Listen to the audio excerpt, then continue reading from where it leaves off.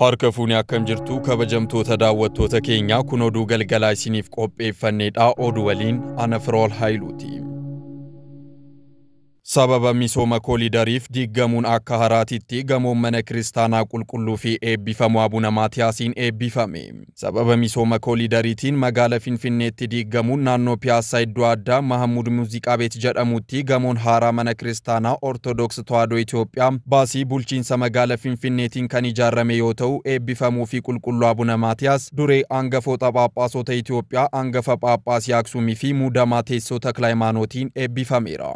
Qulqullummaan isaanii kan Qeesaar ta'e Qeesaariif kenni jechuun haasaa isaanii kan jalqaban yoo ta'u, meeshaa Waaqayyoo kan ta'e kabajaan nuuf kennu keessaniif galatoomaa jechuun galateeffannaa isaanii ibsaniiru. Itti dabaluunis dubbii hojiitti hiikuuf hojii hojjetameef dinqisiifannaa qaban ibsuun kantiibaa fi bulchiinsa magaalichaaf waraqaa ragaa beekamtii fi dinqisiifannaa mana kiristaanaa keessatti kennaniiru. Eebbifamoon Abuna Saawiroos gama isaaniitiin misoomni bu'aa yaada gaariiti jechuun haasaa isaanii kan jalqaban yoo ta'u, kabajamoo kantiibaa fi qooda fudhattoota hundaaf gamoo ammayyaa akkasii ijaaruu isaaniif galata guddaa qaban ibsaniiru. Kantiibaan magaalattii Aadde Adaanech Abeebeen ergaa dabarsaniin hiikaan kun ijaarsa fi mana dabarsuu qofa osoo hin taane tumsa mootummaa magaalattii fi mana kiristaanaa gidduu amantaa jiru kan raggaasudha jechuun dubbii keenya eeguun milkoofnee as ga'uu keenyatti baay'ee gammanneerraa, sababbiin isaas mana kiristaanaa itti gaafatamummaa kana imaanaa nutti kennuu isheetiinidha jedhan. Amaanaa nutti ka'ataniif maqaa bulchiinsaatiin isin galateeffannas jedhaniiru. Waldaa qulqullootaa sirna yaa'ii mooraa idila addunyaa eebbifamtoota booda irratti tajaajila yaa'ii mooraa xiyyeeffannoo guddaa akka barbaadu ibsame. Bara 2014 irraa eegalee miseensotaaf hojii uumuu irratti bu'aa gaarii akka argamsiisaa jiru Shaalaqa Atileet Haayilee Gabrasillaaseen affeeramuun muuxannoo fi beekumsa qaban qoodaniiru. Eebbifamtoonni barattoota yaa'ii mooraa carraa xiyyeeffannoo ergama isaanii qabatanii hojjechaa jiraachuus ibsameera. Sagantaa barattoota mooraa booda idila addunyaa barattoonni mooraa eebbifaman tajaajila ergama irratti xiyyeeffatee akka bobba'an carraa guddisuuf kan qophaa'e akka ta'es eerameera. Qophiin kun milkaa'aa ta'uu kan ibsan itti aanaa qindeessaa Diyaaqoon Sisaay Nuguseen kaayyoon isaa manneen kiristaanaa gargaaruu akka ta'es ibsaniiru. Eebbifamtoonni yaa'ii mooraa boodaa 300 ol ta'an iddoo argamanitti Atileet Shaalaqa Haayilee Gabrasillaaseen muuxannoo fi beekumsa jireenya isaanii qooduun kaayyoo fi galma qabaachuun dirqama akka ta'e kaasuun kana keessatti carraaquun akka barbaachisu ibsaniiru. Dhumarrattis itti aanaan qindeessaa Diyaaqoon Sisaay Nuguseen ergaa isaaniitiin sirna yaa'ii mooraa boodaa idila addunyaa kun bara 2014 irraa eegalee gaggeeffamaa akka turee fi qormaata hedduu mudachaa jiraachuu gara fuuldurattis akka mudatu kaasuun tumsa waloon dirqama kan barbaachisu akka ta'e dhaamaniiru.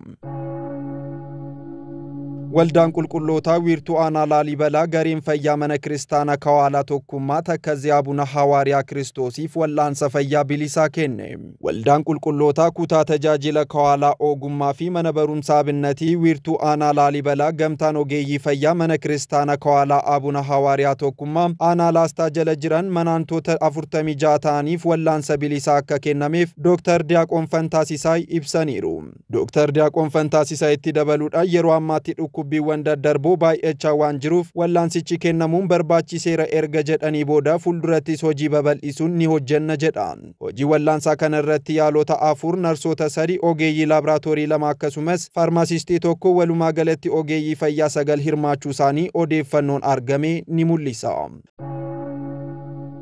Yuunivarsiitii Qulqulleettii Sillaasee qorannoo fi qo'annoo matseet Tawaahidoo jedhu yeroo duraaf ifoomse. Yuunivarsiitii Qulqulleettii Sillaasee qorannoo fi qo'annoo matseet Tawaahidoo jedhamu waggaa 80ffaa isaatti qopheessuun eebbifamoo Abuna Filiiphoos pireezidaantii Qulqulluu Sillaasee hangafa Phaaphaasii kutaalee lallaba kibba Oomoo fi zoonii Aarii itti gaafatamaa miidiyaa hawaasummaa eebbifamoo Abuna Maatiyoosii fi hangafa Phaaphaasii kutaa lallaba Baha Afrikaa saganticha eebbisaniiru. Eebbifamoon Abuna Maatiyoos tokkummaa barruu kana ifoomsaniiru. Sagantaa eebbaa kana irratti itti gaafatamtoonni olaanoo yuunivarsiitichaa, barsiisonni, barattoonni akkasumas keessummoonni affeerraman argamaniiru. Eebbifamoon Abuna Filiiphoos matseet Tawaahidoo ifa ta'uu ibsuun yuunivarsiitichis bu'uura kaleessa osoo hin dhiisin yuunivarsiitii biroo waliin wal qixxaatee dorgome yuunivarsiitii hawaasaa waliin ta'uun konfiraansii idila addunyaa bara dhufuuf akka qopheessu ibsaniiru. Gara fuuldurattis dhimmoota biroo hammachuudhaan hojii yuunivarsiitichaa guddisuuf hojii ciminaan itti fufna jedhan. Eebbifamoon Abuna Abuna Maatiyos abbootiin durii gogaa fi halluu makuun barreessaniiru jechuun har'as Yuunivarsiitiin Sillaasee beekumsa barnoota hedduuf raabsuun tureera jedhan. Barattoonni Yuunivarsiitii Sillaasee addunyaa hin jirre hin jiran erga jedhanii booda hanga sadarkaa dakaatti wal hubachuun jaalalaan hojjettanii jirtu jechuun dubbataniiru.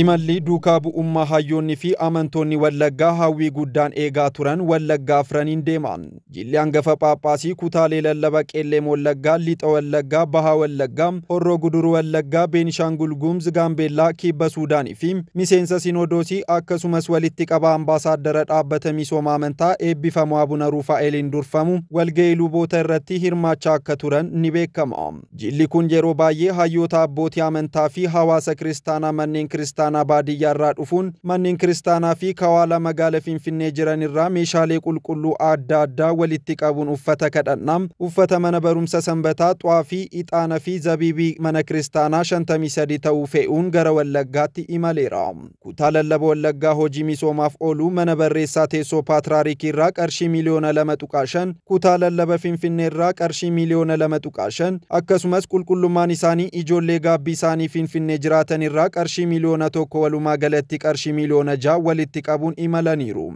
Jilichi hanga onkololeessa 7 bara 2018 kan turu yoo ta'u, turtii isaattis kutaalee lallaba 7 manneen kiristaanaa baadiyyaa jiraniif tamsaasni akka taasifamu kutaan hariiroo hawaasa kutaa lallabichaa ibsaniiru.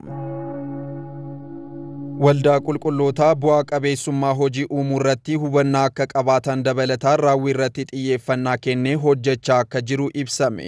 Akkasumas hanga ammaatti miseensonni waldichaa 2900 ol ta'an tajaajila kanarraa fayyadamoo ta'uu gabaafameera. Addunyaa keenya keessatti saffisa olaanaa fi dorgomummaan gahumsa ulaagaalee ta'uu danda'u. Kanaaf carraa hojii uumuun filannoo isa jalqabaati. Kanumaan wal qabatee hojii gaggeessaan itti aanaa qindeessaa tajaajila hariiroo hawaasummaa fi tumsa waldichaa Diyaaqoon Sisaay Nuguseen waldichi miseensota isaa fayyadamoo taasisuuf hojjechaa akka jiruu fi dhaabbilee garaagaraa irratti akka qacaraman taasisuun akka danda'ame himan. Jireenyi gooftaa fi fayyisaa keenya Yesuus Kiristoos akkaataa milkaa'ina hojii uumuu keessatti fakkeenya gaarii ta'uu kan ibsan Atileet Shaalaqaa Haayilee Gabrasillaaseen dargaggoonni Ortodoksii hojii uumuu akka danda'an gorsuun daandii isaanii irrattis naamusaa fi wareegamni cimanii hojjechuu akka irraa eeggamus dubbataniiru.